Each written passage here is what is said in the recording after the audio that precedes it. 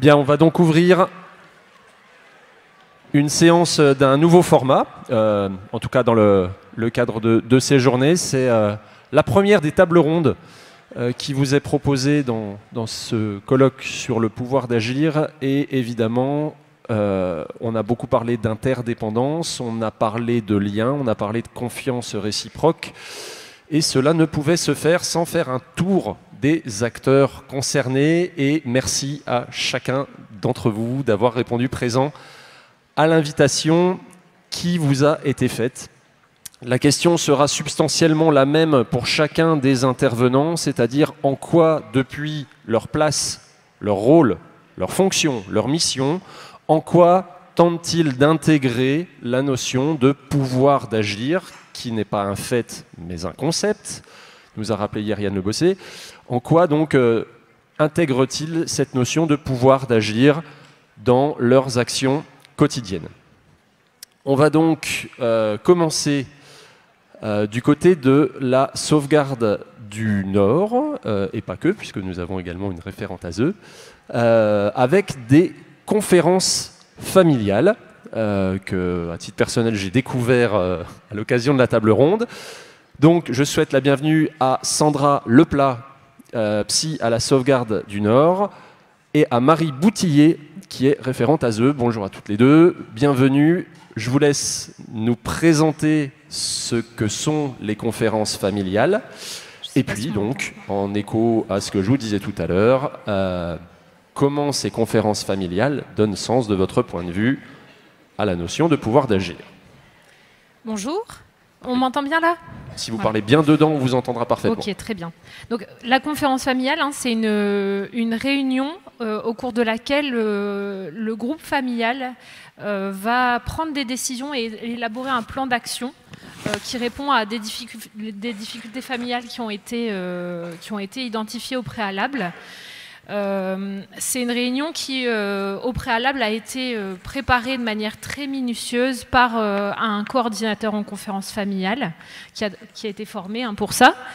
Le coordinateur a comme mission de préparer toute la conférence et d'identifier et de répondre aux éventuels freins qu'il pourrait y avoir à la bonne tenue de cette conférence. Donc, par exemple, ça peut être des conflits familiaux entre certains membres qui sont invités.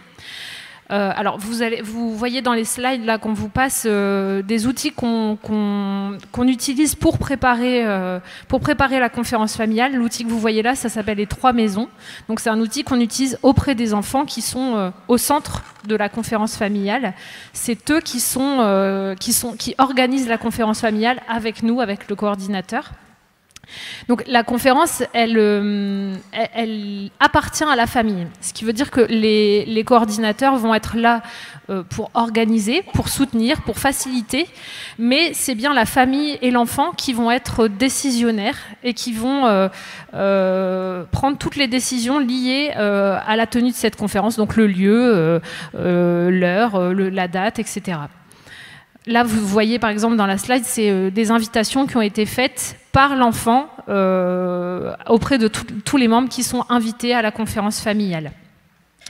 Voilà, le coordinateur juste est quelqu'un qui est neutre, qui est indépendant. Il ne connaît pas l'histoire familiale. Et en général, c'est les professionnels qui accompagnent la famille, qui proposent à la famille la tenue de la conférence familiale et qui fait appel à un coordinateur qui fait pas du tout partie de la structure et qui est le plus neutre possible. Donc là, vous voyez un exemple de plan d'action qui a été fait lors d'une conférence l'année dernière. Donc le plan d'action est fait par tous les membres le groupe familial de manière générale. Hein. Donc ça veut dire la famille et ça peut être d'autres personnes ressources également. Alors pour compléter un peu la présentation de ma collègue, moi je rajouterais que la conférence familiale, c'est vraiment un outil qui permet de dynamiser la famille. L'enfant est au centre et il lui est permis effectivement d'exprimer ses besoins, de demander ce qu'il souhaite et puis voilà, de faire émerger véritablement son expression et de lancer ce processus en fait de pouvoir d'agir. L'idée aussi dans cet outil utilisé, c'est véritablement de faire confiance à la famille. La famille ne peut se faire confiance. La famille ne peut se faire confiance que lorsqu'on lui fait confiance. Cet outil est également voilà, très intéressant et très pertinent pour que la famille reprenne possession en fait, de sa situation, se remobilise. Elle est associée véritablement pour penser à des solutions, à renouer du lien aussi au sein du réseau familial, amical, au niveau de la famille élargie. Et puis de montrer que tout est possible en fait pour avancer. Et on se rend compte, hein, quand on fait les conférences familiales, de belles surprises, avec des familles qui se retrouvent, qui ne s'étaient pas revues depuis un certain temps. Et on a beaucoup de retours en fait, des jeunes qui ont participé et qui ont bénéficié de cette conférence, disant que voilà, ça faisait longtemps qu'ils ne s'étaient pas revus, qu'ils avaient pu renouer du lien et se rassembler véritablement ensemble pour trouver une perspective.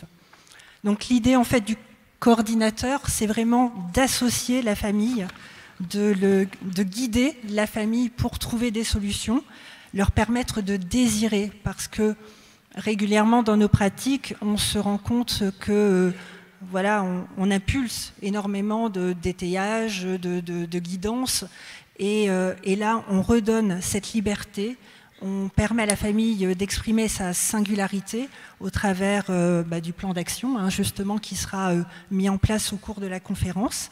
Et puis, voilà, de pouvoir exprimer leur diversité, leur singularité et de retrouver une certaine liberté. Merci beaucoup. Sauf si ça m'a échappé, ces conférences familiales existent depuis ? Alors, ça existe depuis très très longtemps, puisque à l'origine, hein, ça vient de Nouvelle-Zélande, hein, des Maoris. Mais ici, sur le territoire, que ce soit la Flandre maritime ou la Flandre intérieure, le projet a été impulsé en 2017 sur la Flandre maritime, puis développé 2020 au niveau de la Flandre intérieure. Très bien, merci beaucoup. On va glisser du côté des Yvelines. Et vous pouvez les applaudir, effectivement, bravo. Confidence pour confidence, on s'est briefé avant, je les ai vraiment restreints au niveau du temps, elles ont fait un effort formidable. Applaudissez-les encore, elles le méritent.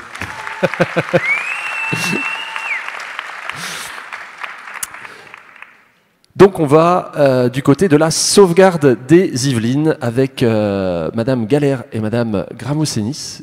Et vous, de votre côté, il a été question de monter un groupe de participation des familles, je crois, qui faisait écho à notre problématique de séjour. Je vous donne la parole.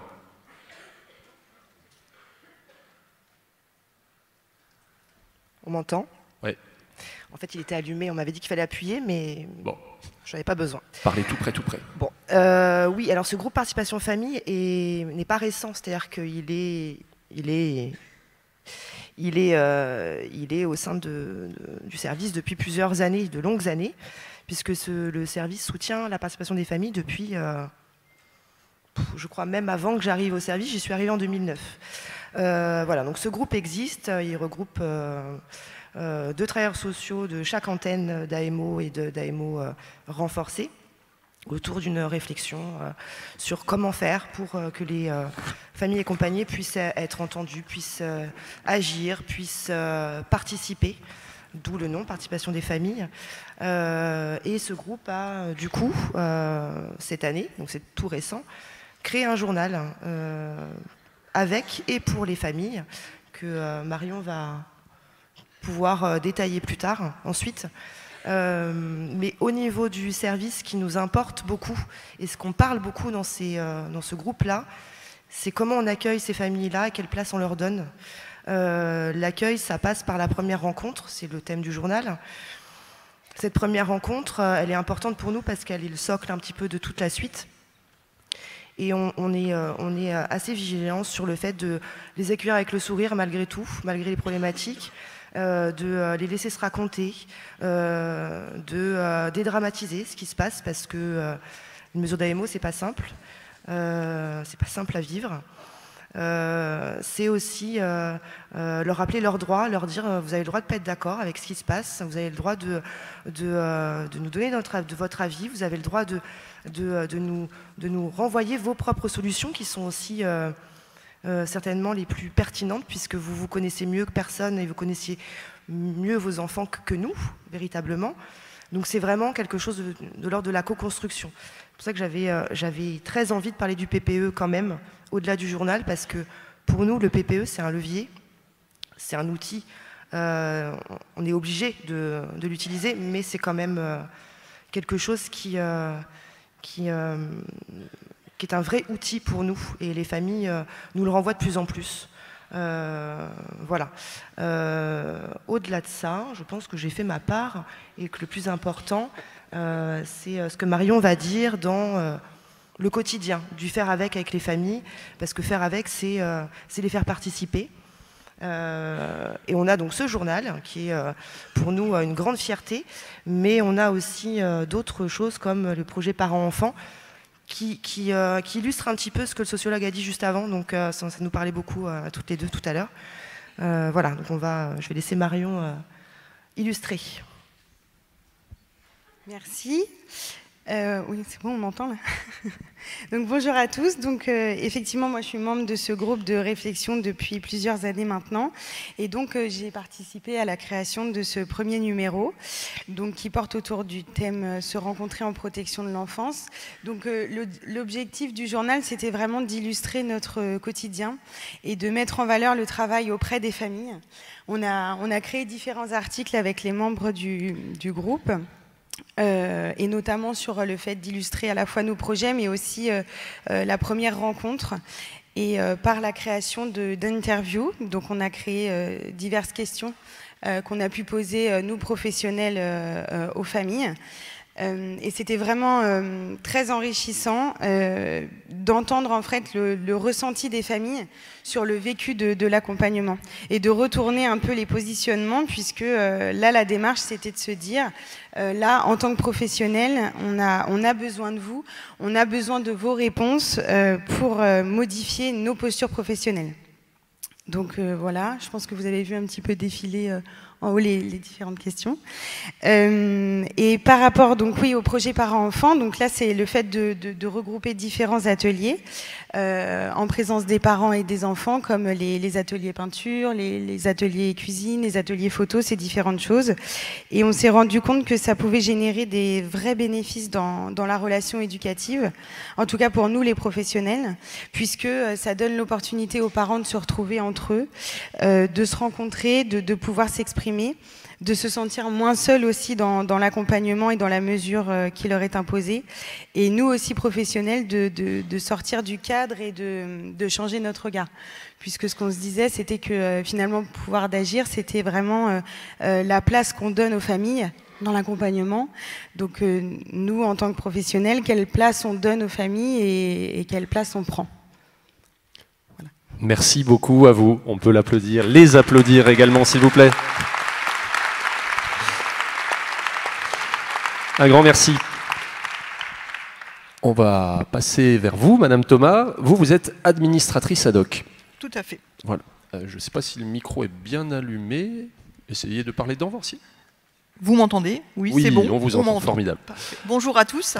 Donc Sabine Thomas, administratrice ad hoc à la sauvegarde du Nord.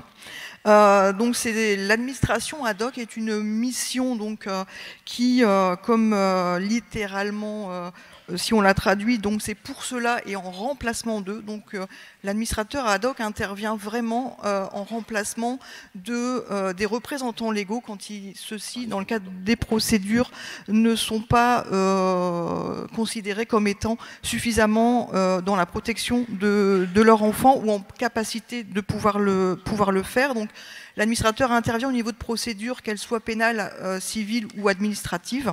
Donc au pénal, on va retrouver effectivement tout ce dont les enfants peuvent être victimes qu'on connaît bien dans le cadre des mesures d'AEMO, puisque c'est des enfants que vous accompagnez également. Donc tout ce qui relève des maltraitances graves, hein, les viols, les agressions sexuelles, les violences physiques.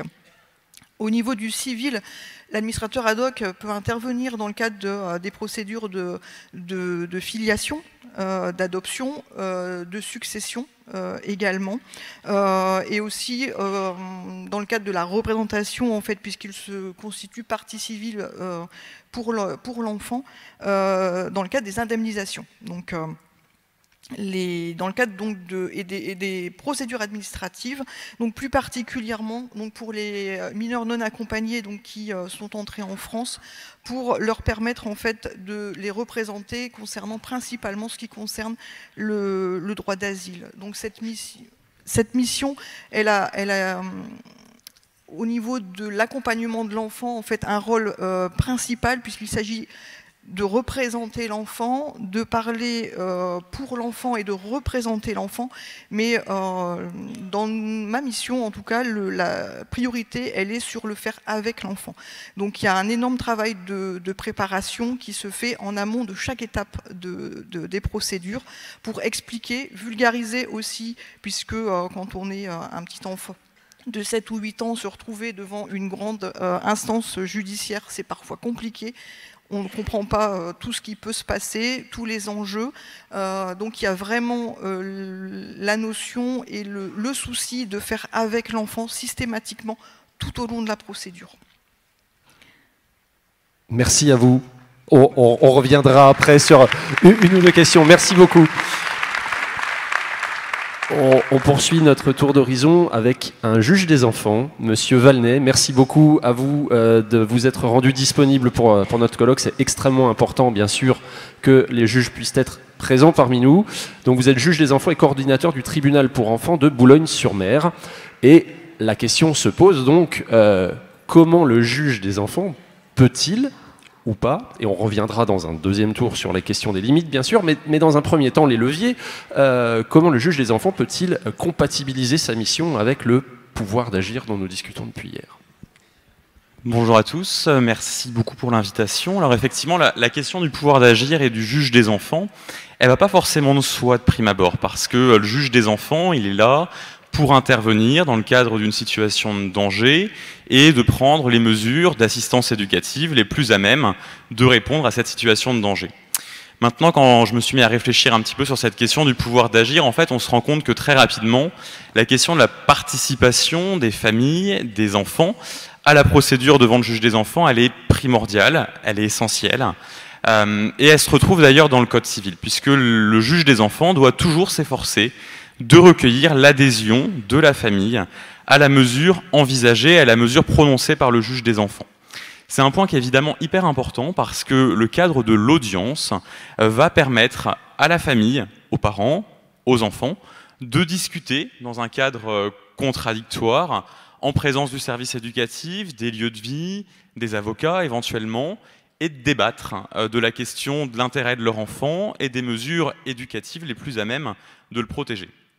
Le cadre de l'audience, il est à mon sens aussi symboliquement très important parce qu'il permet à la famille d'identifier le juge des enfants comme étant la figure décisionnaire qui va venir prendre une mesure de protection, la renouveler ou la lever. Le cadre de l'audience, effectivement, il est essentiel parce que toutes les décisions du juge des enfants, sur le papier en tout cas, doivent être prises après avoir tenu une audience et convoquer les parties dans son bureau. Je voulais m'attarder un petit peu sur le rôle des enfants, parce que, évidemment, en tant que juge des enfants, la parole de l'enfant, elle est extrêmement importante. Et la loi Taquet de février 2022 est venue encore renforcer cette place de l'audition de l'enfant devant le juge des enfants, puisque, dorénavant, le juge des enfants doit entendre chaque enfant individuellement et de manière séparée dans son bureau, et ce qui vient, à mon sens, au moins symboliquement, on y reviendra tout à l'heure sur la question des freins, mais symboliquement, ça vient sanctuariser le recueil de la parole de l'enfant dans un cadre neutre, sécurisant, protecteur, et pour permettre évidemment de l'entendre, cette parole de l'enfant. C'est-à-dire que, évidemment, la parole de l'enfant, elle a un poids, elle a des conséquences sur la prise de décision du juge des enfants. Si un enfant vient dire « je ne veux pas voir mes parents, je ne veux pas de lien avec mes parents », ces propos, ces mots, ils viendront forcément rentrer en ligne de compte lorsque la décision sera prise par le juge des enfants. Il y a une autre évolution qui est intéressante et que je voulais souligner dans la loi Taquet, c'est la question de la désignation d'un avocat pour les enfants, qui est maintenant possible d'initiative du juge des enfants et qui permet là aussi de rétablir une place dans cette procédure devant le juge des enfants qui, par définition, il y a un conflit d'intérêts entre le parent et l'enfant, puisque l'enfant est présumé ou en danger, au sens de l'article 375 du Code civil, et qu'il est super important de rétablir un espèce d'équilibre, parce qu'il arrive fréquemment que les parents arrivent, eux, avec des avocats, et que l'enfant, au final, on se rend compte qu'on oublie un petit peu sa parole pendant l'audience. Et de pouvoir que l'enfant bénéficie d'une assistance d'un avocat pour porter sa parole, c'est à mon sens extrêmement important et précieux en termes de levier, de pouvoir d'agir pour permettre à l'enfant de participer à la prise de décision. Donc voilà sur la partie levier, on verra les freins parce que ça c'est évidemment la théorie et la réalité est parfois un petit peu différente. On y reviendra ensuite. Merci beaucoup à vous.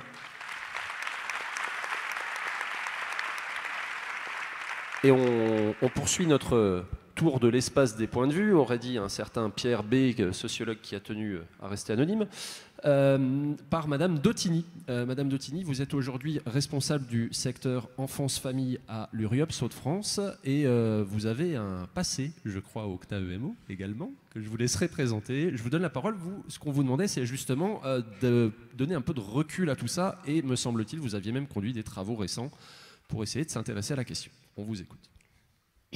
Bonjour à tous. Alors oui, je suis un peu émue parce que c'est un plaisir et une immense joie de venir aujourd'hui témoigner à cette place, là où j'ai été ancienne déléguée générale. Et donc je salue mon ancien président, son conseil d'administration, les membres du bureau. Merci. Du coup, oui, en tant que responsable enfants, jeunesse, famille à l'URIOPS Hauts-de-France, un réseau qui accompagne 1300 associations sur le territoire Hauts-de-France, comprenant le champ du social, médico-social, sanitaire. Moi spécifiquement, sur le champ de l'enfant, jeunesse, famille, dans un triptyque assez large, comprenant des associations à la fois petite enfance, protection, prévention, jusqu'à la justice pénale des mineurs. C'est in fine réinterroger plus fortement l'effectivité des droits de l'enfant, son intérêt supérieur et dans une objectivation, on va dire, à l'aune finalement d'une évolution d'un cadre légal assez fort sur la restructuration des CVS. Et donc on n'a jamais autant entendu parler de pouvoir d'agir, mais in fine, c'était de se dire en postulat de départ que le pouvoir d'agir, en réalité, il est intrinsèque au travail social. Et de fait, je souhaitais interroger finalement la perception des droits des enfants, aussi au regard des droits des familles, de manière objectivable. Donc j'ai lancé un groupe de travail avec les associations de l'URIOPS sur le secteur enfants, jeunesse, famille. Aujourd'hui, on est 15 associations. Et donc, on est parti donc de ces postulats que je viens de vous évoquer, avec une approche par les droits. Donc, 42 questions ont été posées à travers des visioconsultations, et je ne vais pas rentrer dans la démarche méthodologique, mais c'est aussi... comment on peut contribuer à ce niveau de connaissance et à faire culture commune autour de ces droits des enfants pour que demain, l'enfant devienne véritablement sujet de droit. Et on voit bien que là, la connaissance en matière des droits de l'enfant, finalement, on n'est pas tous au même niveau d'appréciation. Donc déjà, il y a un levier à lever. Et donc, il ne peut aussi y avoir de pouvoir d'agir que si on donne du pouvoir d'agir dans toutes les strates organisationnelles. Voilà un peu comment on essaye de travailler dans ce groupe, et les travaux et ces premières analyses seront restituées sur la fin du semestre d'année 2022. avec un lancement d'une recherche qui sera menée par le CRFPE et puis l'URIOPS de fait, en associant Perrine Robin, qui a beaucoup travaillé sur la dimension de la participation. Merci beaucoup à vous.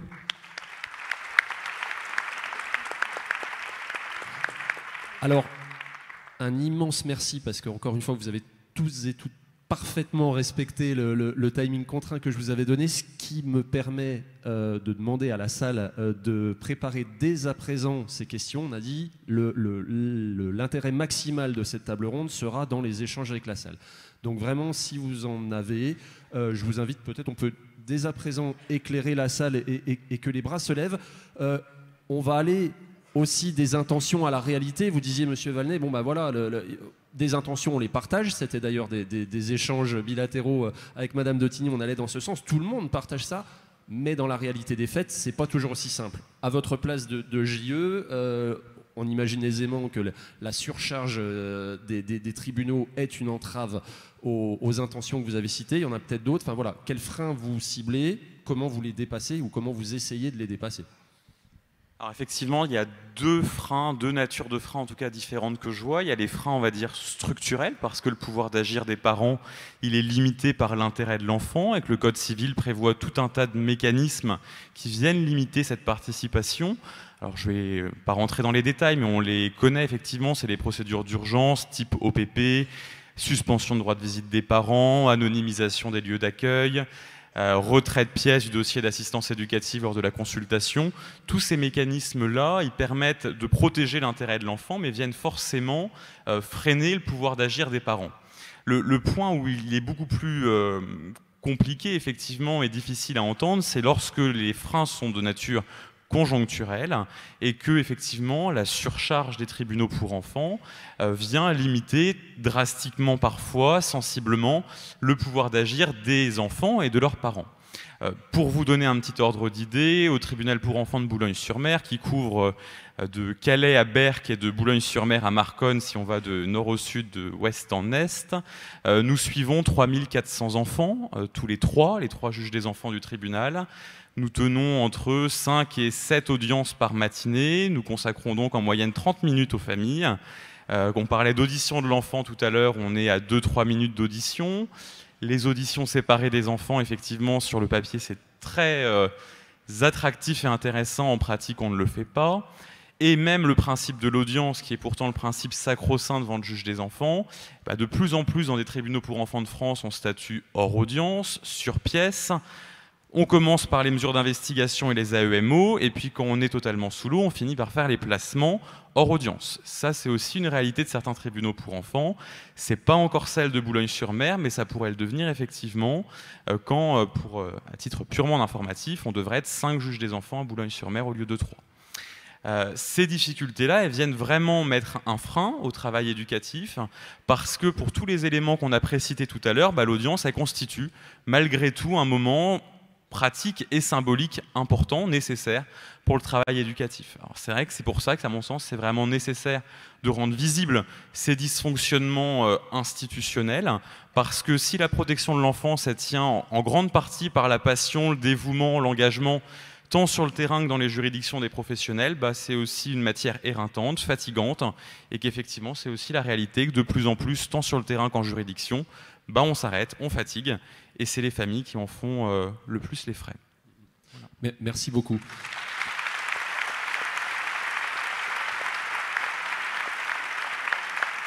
Ce que j'entends, et tout en essayant de garder un œil sur la salle, voir si des bras se lèvent, mais c'est finalement, comme nous l'ont dit un certain nombre d'intervenants depuis hier, que la question du pouvoir d'agir est plus un processus, comment on s'empare des outils qui sont à notre portée, plus que des outils à proprement parler, plus que des actes à proprement parler.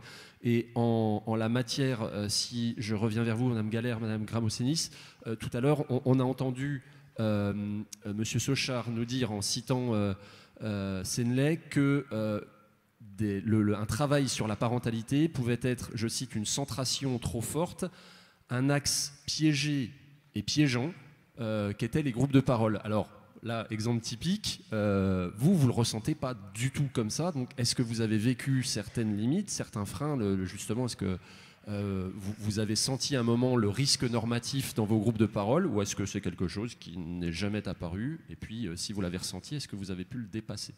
Je ne sais pas si ma question est claire, j'espère que... On ne fait pas forcément de groupe de parole, nous.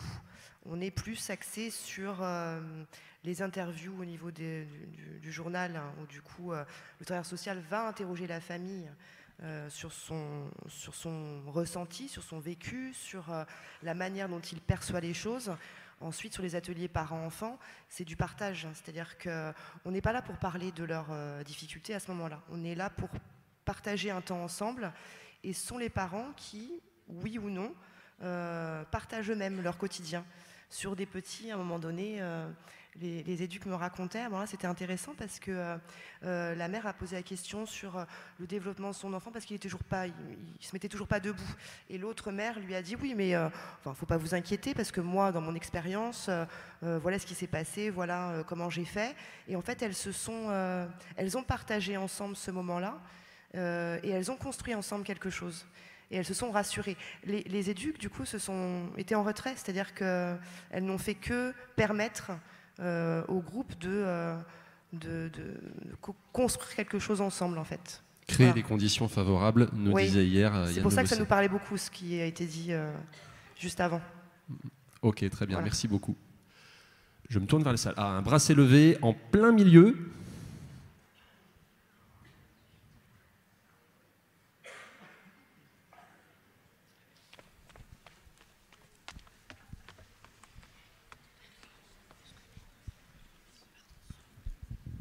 On vous laisse vous présenter et formuler votre question. Bonjour, Marion Droiden, je suis chef de service d'un service d'AEMO sur Bordeaux. J'avais une question. Alors, vous avez à moitié répondu, monsieur le juge, puisqu'effectivement, nous à Bordeaux, on pâtit énormément du manque du juge, d'audiences qui ne sont pas tenues, de renouvellement sans audience, où justement cette question de la famille est complètement oubliée et la parole de l'enfant aussi.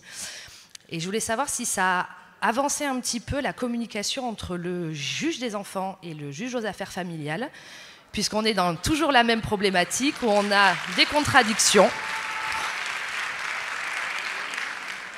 Et donc c'est vrai, quand on parle de l'intérêt de l'enfant, le pouvoir d'agir, quand nous, en tant qu'éducateurs, on fait remonter la parole de l'enfant au juge des enfants et qu'on a le JAF qui prend complètement l'inverse de ce qu'on a pu dire, je pense que c'est compliqué pour les personnels éducatifs. Et sur la question de la confiance de l'enfant et de la relation de confiance qu'on essaie d'instaurer avec l'enfant, mais ça nous met quand même très à mal aussi. La question effectivement des deux casquettes, juge des enfants et juge aux affaires familiales, elle ne va pas forcément de soi. C'est un choix qui est très français d'avoir scindé cette casquette, mais il pourrait aussi tout à fait être entendu qu'il n'y ait qu'un seul juge qui soit en charge de la question de l'autorité parentale, de l'intérêt de l'enfant, de l'enfant en danger. C'est pas le choix qui est fait en France, mais effectivement ça complexifie beaucoup les choses parce que on rajoute aussi un acteur. Alors c'est vraiment un fonctionnement qui est très local en fait, c'est ça la difficulté, c'est-à-dire qu'il y a des tribunaux comme à Boulogne-sur-Mer où il y a des communications automatiques entre les deux juges, c'est-à-dire que par intermédiaire des greffiers, le juge aux affaires familiales prend connaissance des décisions, des rapports transmis au juge des enfants et des décisions rendues par le juge des enfants, et évidemment s'en sert parce que ça a quand même toute une richesse, tout un intérêt dans la prise de décision, de la fixation de la résidence de l'enfant et des droits accordés aux parents. Il y a d'autres tribunaux où effectivement la communication elle fonctionne beaucoup moins bien, que le juge aux affaires familiales rend ses décisions sans avoir consulté le juge des enfants et que du coup on peut avoir des situations un petit peu anarchiques, chaotiques et qui ne sont pas forcément dans l'intérêt de l'enfant. Donc effectivement c'est sur le stade à mon sens local qu'il faut militer, mais normalement par les magistrats eux-mêmes, pour qu'il y ait de la cohérence dans les décisions rendues et qu'un juge qui va venir pointer des éléments de danger graves chez un parent, que l'autre juge ne vienne pas accorder des droits élargis ou la résidence habituelle chez ce parent. C'est une question de communication et comme souvent, malheureusement, c'est ce qui pose problème et défaut. Merci à vous pour votre réponse. Un autre bras se lève dans la salle. On aura également une question SMS après. Peut-être d'ailleurs le temps que le micro arrive jusqu'à madame qui est donc à notre droite. Ah, pardon, il y en a une tout au-dessus aussi. Je n'avais pas vu avec la lumière dans les yeux. On vous écoute.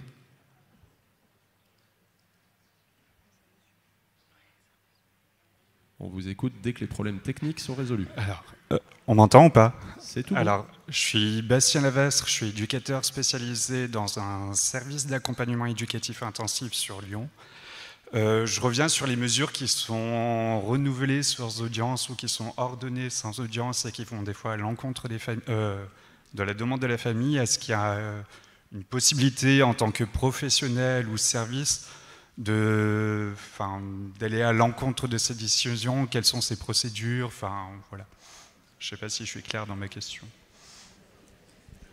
C'est une question qui s'adresse à nouveau à Monsieur Valmont. Si j'étais taquin, je dirais que l'aide sociale à l'enfance a un droit d'appel des décisions du juge des enfants et peut les contester, que les décisions effectivement rendues par le juge des enfants sans audience, elles sont illégales, qu'une cour d'appel qui serait saisie de cette décision devrait infirmer la décision, c'est une réalité. Après, effectivement, si on passe en dehors de la voie contentieuse, qui est jamais, on va dire, très favorable à la communication et à l'apaisement des choses, je pense qu'effectivement, il peut aussi être intéressant dans des juridictions extrêmement surchargées, d'adresser directement, je sais qu'à Boulogne, ça fonctionne relativement bien, voire très bien, d'interpeller le juge des enfants en disant, voilà, je sais que le cabinet est très chargé, mais pour cette situation-là, il est indispensable qu'il y ait une audience. Il faut que la famille elle entende, il faut que la parole de l'enfant soit recueillie. Quand effectivement, on le sait tous, dans d'autres situations, des mains levées, des situations où tout roule et qu'on n'est vraiment pas dans la difficulté, le hors audience peut être toléré lorsque la juridiction est totalement engorgée. Mais je pense qu'encore une fois, il ne faut pas hésiter à interpeller et à solliciter le juge des enfants. Et je pense que, en tout cas, moi, j'essaye toujours d'entendre ce que renvoient les professionnels sur le terrain et qui être les plus à même de savoir ce qui est nécessaire ou pas en termes d'intervention du juge des enfants et de cadre de l'audience, à mon sens. Merci à vous. Il y avait donc un bras qui se levait au milieu de la salle par là, et en attendant que le micro vous parvienne, on va prendre la question SMS, si elle peut être affichée à l'écran.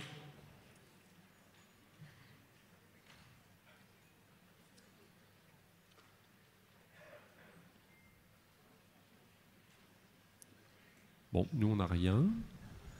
Ah, voilà. Tous ces travaux n'ont-ils pas pour source l'éducation populaire, un mouvement qui prône l'agir comme vecteur d'émancipation? Alors, le bac philo, c'était donc hier.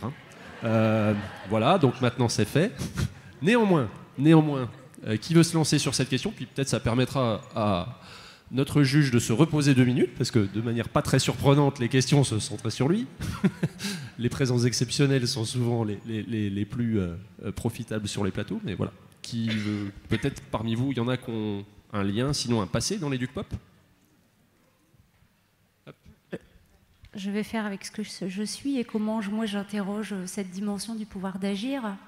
C'est véritablement comment on fait expérience du monde, comment on entrevoit aussi la dimension de l'humanité quand on investit la relation et à tous les niveaux, que ce soit dans une strate organisationnelle, avec un partenaire, avec son directeur, avec son collègue, avec donc les enfants, les familles accompagnées.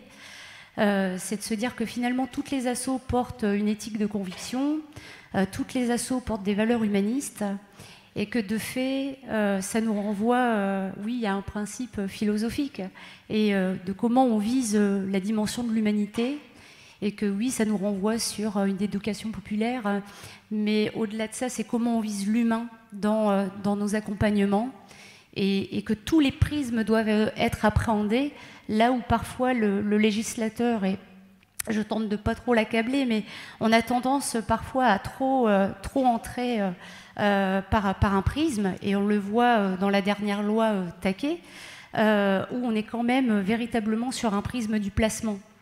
Et là, pour le coup, je parle en tant qu'ancienne déléguée générale du CNAEMO, le milieu ouvert doit être beaucoup plus réinvesti et beaucoup plus visible. Et je sais que le CNAEMO participe de tout ça.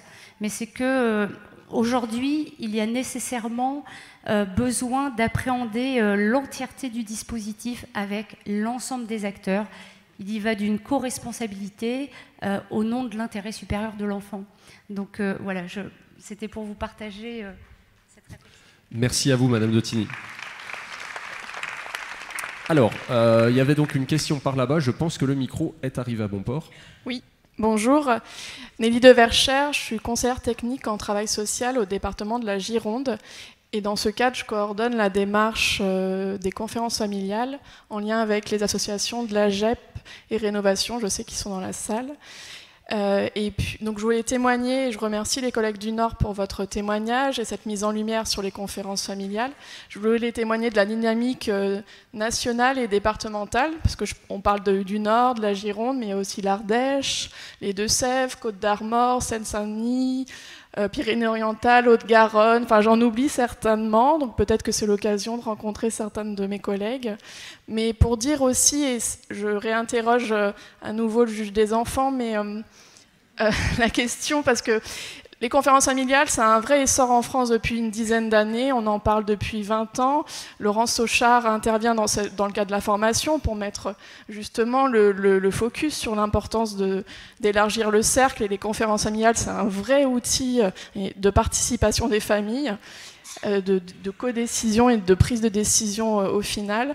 Donc pour moi, parce que là je suis lancée, je vais rendre le micro, promis, mais pour moi c'est vraiment une philosophie très importante à mettre en lumière. Et est-ce qu'au niveau des juges des enfants, c'est un outil dont vous avez connaissance, et si oui, quelle place vous faites aux conférences familiales et à cette possibilité des familles de décider ce qui est bon pour elles?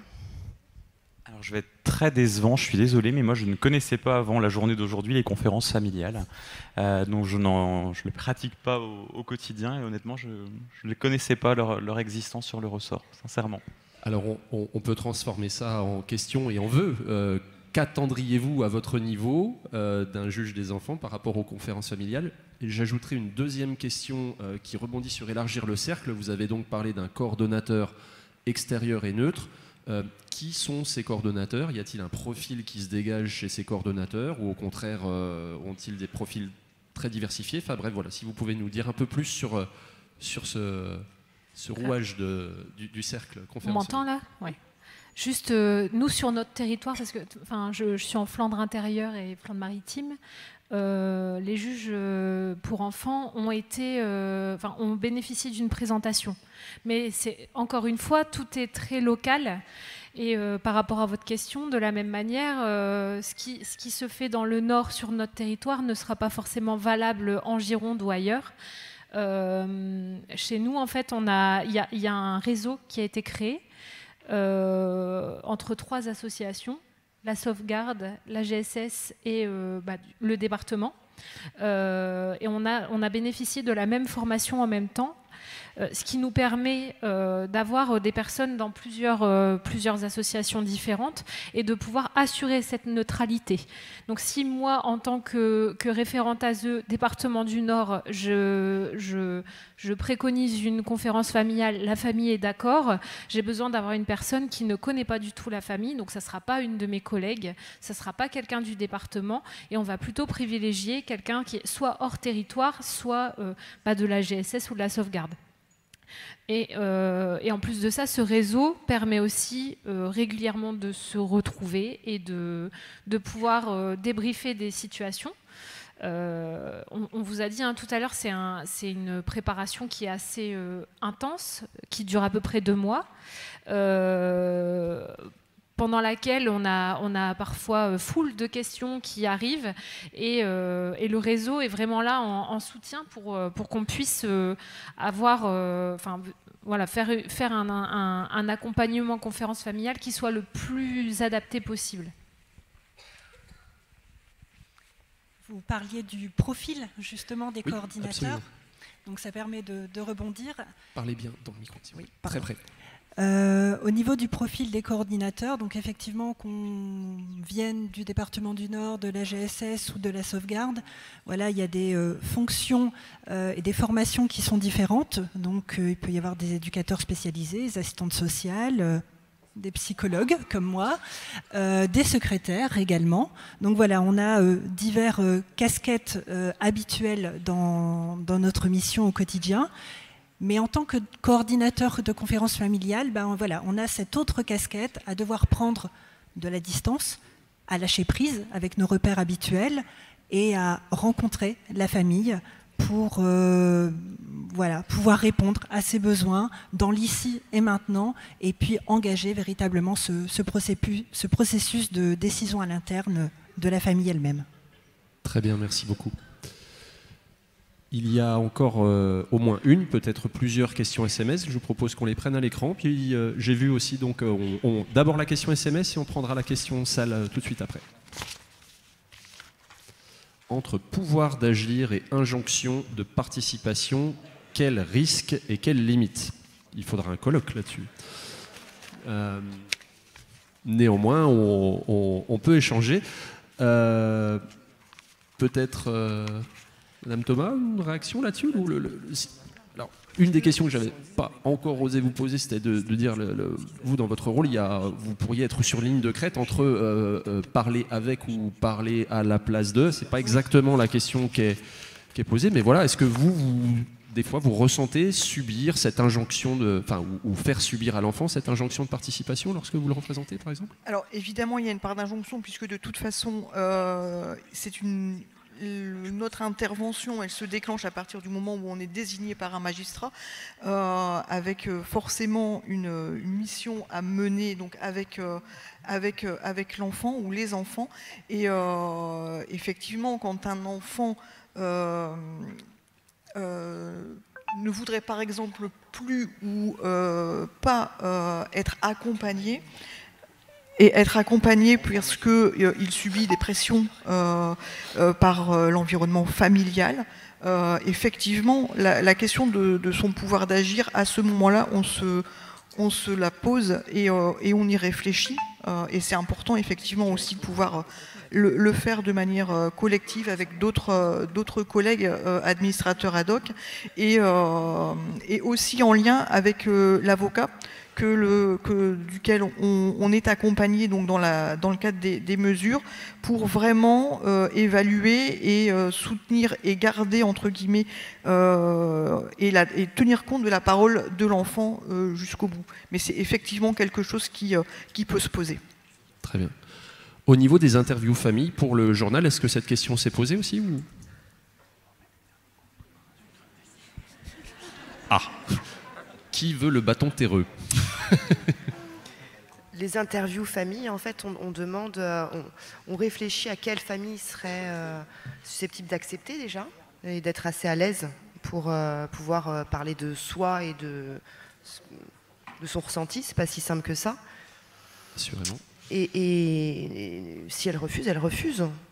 Mais est-ce que vous vous interrogez, est-ce que vous avez une vigilance, le cas échéant, comment vous l'organisez pour essayer de déceler quand la famille qui vous dit oui, vous dit un oui, quelque part malgré elle, enfin voilà, il y a ce risque-là qui est pointé depuis hier, à juste titre, hein, et ce malgré toute la bonne volonté des travailleurs sociaux. De dire oui parce qu'en fait on est dans l'aide contrainte et que la peur de la famille c'est de se dire voilà, si je dis non, ils vont l'écrire dans le rapport, ça va être la misère pour moi derrière.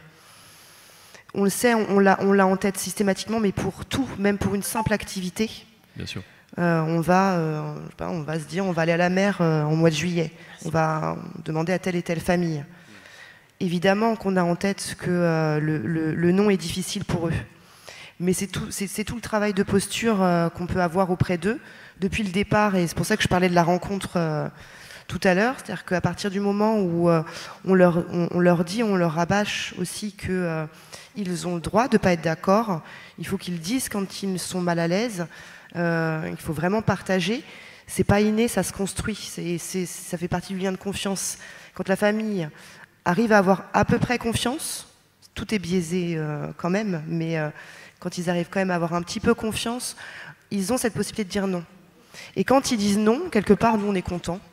On se dit ah, ils ont dit non. Voilà, on va construire quelque chose à partir de ça, c'est bien. Très bien, merci à vous. Il y avait une question en haut de salle donc.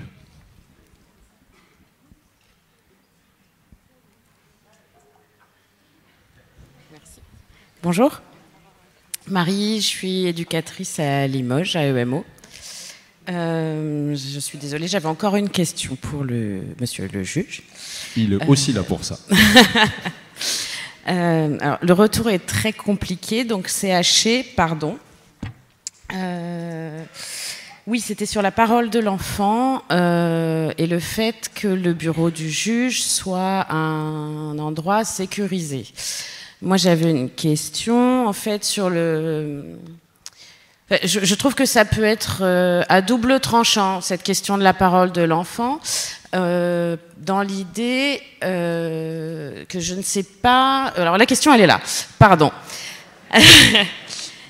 Est-ce que les magistrats sont sensibilisés à tous les enjeux de loyauté, tous ces enjeux-là, et qu'est-ce qu'ils font de cette parole, en fait? Parce que j'ai déjà vécu des situations compliquées où la parole de l'enfant a été reprise mot pour mot dans le jugement, et où du coup, ça pouvait mettre beaucoup de choses en jeu qui auraient pu ne pas l'être, et qui ont généré des incompréhensions, et voire... des grosses difficultés dans les familles et aussi pour nous, en tant qu'éducateurs, à agir. Voilà. Donc, est-ce que vous êtes sensibilisés et est-ce que nous, en tant qu'éducateurs, on peut apporter quelque chose pour éviter ce genre de déconvenus? Alors merci pour la question. Sur la sensibilisation, effectivement, on a une formation longue à l'école de la magistrature de pratiquement 3 ans. On a de la formation continue chaque année qui est obligatoire et qui est évidemment nécessaire. Donc oui, effectivement, il y a une formation autour de la parole de l'enfant, de la loyauté, de l'instrumentalisation aussi parfois de la parole de l'enfant. On le voit quand même aussi souvent en AEMO dans le cadre de conflits parentaux, on va dire dégénérés avec des guillemets, mais c'est effectivement ce qui nous arrive parfois devant le juge des enfants où la parole de l'enfant elle est prise à partie de part ou d'autre par les parents, par les avocats, etc. L'intérêt effectivement, enfin voilà, moi je suis plutôt d'avis à ne pas donner trop d'importance à la pour les professionnels qui se disent pas l'enfant va passer devant le juge des enfants et ça va être un moment extrêmement important, etc. Parce que pour les contraintes que je vous disais tout à l'heure, c'est quelques minutes et on est plus là pour recueillir l'avis de l'enfant à un moment T, ce qu'il souhaite. Plutôt, on n'est pas psychologue, on n'est pas éducateur et c'est pas notre travail de mener un entretien pendant 1 heure, 1 heure et demie avec l'enfant. C'est pas du tout l'objectif. Maintenant, effectivement, vous disiez, voilà, la parole de l'enfant, elle est parfois reprise dans les jugements, dans les ordonnances. Oui, c'est vrai, parce que ce que je dis toujours aux enfants que je reçois dans mon bureau, moi, je ne suis pas là pour recueillir le secret de l'enfant. La procédure, elle est contradictoire, c'est-à-dire que je dis à l'enfant, quand je sens qu'il y a des tensions, que l'enfant n'ose pas dire, je lui dis, voilà, moi, je ne suis pas là pour te dire ce que tu vas me dire, je vais le taire, je vais le garder secret, j'en parlerai pas. J'en parlerai à l'audience avec papa et maman, j'en parlerai avec l'éducateur ou l'éducatrice et on va en débattre parce que c'est bien ça, l'audience, c'est un moment où on débat, on discute, on échange les points de vue et on n'est pas là pour recueillir les confidences de l'un ou de l'autre. Donc voilà, sur la parole de l'enfant, c'est un exercice qui est compliqué au quotidien et qui l'est effectivement encore plus par les conditions de travail, mais je pense néanmoins qu'il est indispensable cet exercice d'entendre les enfants, que certains collègues font le choix d'entendre les enfants très très tard. Moi, quand j'étais en stage probatoire, on entendait les enfants à partir de 15 ans, ce qui est quand même extrêmement tard, et qu'on prive tout un tas d'enfants de la possibilité de s'exprimer devant le juge, et au moins d'avoir eu ce moment de mettre une tête sur un nom que je sais que les professionnels utilisent souvent, la figure du juge. Merci à vous. Je pense que votre souhait d'entendre les enfants plus jeunes est plus que partagé au sein de la salle. Une dernière question SMS. Comment le journal des familles a-t-il été créé? Comment l'idée est-elle émergée? Comment l'accord des parents est-il obtenu? Qu'est-ce qui est inscrit dedans? Alors, il y avait une petite slide, je ne sais pas si au niveau de la régie, c'est possible de la remettre à l'écran. Et à qui est-il destiné?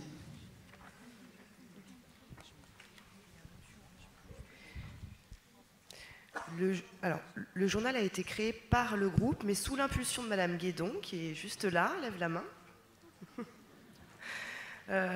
qui du coup, dans la réflexion avec le groupe, ils étaient beaucoup sur les cafés des parents, etc., qui ne fonctionnaient pas bien, on n'arrivait pas à impulser des choses. Il y avait cette idée de regrouper des parents autour de thématiques pour qu'ils puissent discuter tous ensemble, mais bon, malgré tout, ça ne fonctionnait pas.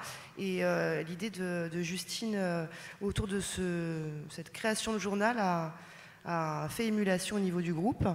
et a permis du coup à ce que ça s'opère. Après pour le reste, je vais quand même Marion. Non, j'ai pas tout dit parce qu'au niveau des familles quand même, moi j'y étais pas. Je suis arrivée après, donc du coup au niveau de tout ce qui s'est engrangé sur comment aborder les familles, leur expliquer, etc. Là c'est toi, tu vas pouvoir. Merci beaucoup. Oui, effectivement, les propositions qu'on avait faites aux familles précédentes n'avaient pas trop fonctionné quand même, si on peut dire ça, puisque on avait tenté d'abord à l'envergure du service entier sur les premières grandes réunions, et au final, on n'avait pour le coup pas du tout de participation, puisqu'on s'est retrouvé sur je ne sais plus combien de familles. Très peu, voilà, deux personnes. Le café des parents, c'était plutôt en réponse à une demande des parents, justement, de se retrouver ensemble et de pouvoir passer du temps ensemble pour se rencontrer et se découvrir. Mais là encore, c'était pas forcément partagé par toutes les antennes, puisque là, il s'agissait que chaque antenne puisse se saisir de ce projet-là. Et sur le journal, on a créé ensemble les différentes questions autour du thème, en se disant qu'il y aurait sûrement d'autres numéros, un par an, à peu près. On n'a pas trop de recul, hein, puisque là, c'est vraiment le premier. Mais après, sur le choix, bon, bah, on s'est heurté à des réponses négatives, mais c'est ça qui était intéressant aussi, c'est de voir un petit peu le point de vue critique de certains parents sur l'accompagnement, même si globalement ils étaient plutôt assez contents de notre travail. Mais voilà, sur le choix, on a essayé de ne pas prendre des familles dont on avait la référence, puisque c'était ça qui était intéressant, c'était aussi de ne pas être le référent et voir ce qui pouvait se jouer au niveau des retours. Bon, voilà. Je sais pas si j'ai... Oui, le prochain journal va être plus riche, et puis je ne sais plus ce que c'est la thématique d'ailleurs, je pense que c'est sur la distance ou la juste proximité dans le travail éducatif. Donc là, ça va générer encore d'autres choses. Très bien. Merci à vous pour votre réponse.